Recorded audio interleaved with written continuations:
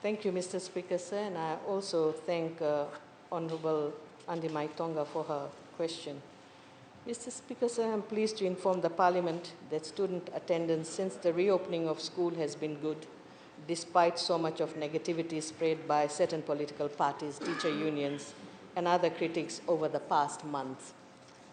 They created anxiety and worry amongst our parents and guardians, as well as students who are eager to get back to schools. Clearly, they do not care about the education of our children and their future.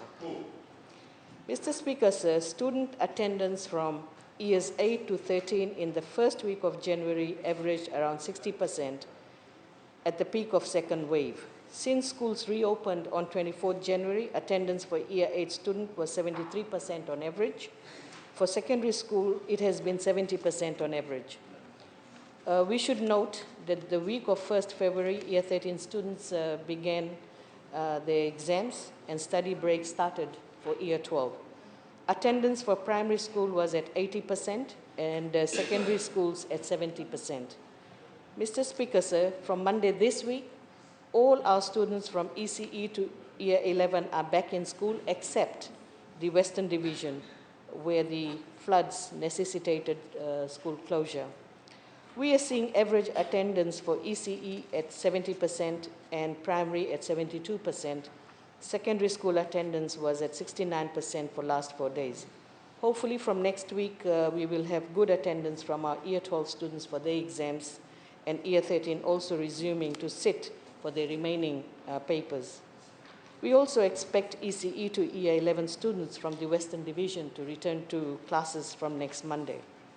Mr. Speaker, sir, 3 weeks ago, we ran a rapid assessment survey in collaboration with UNICEF to obtain feedback from parents on reopening of schools.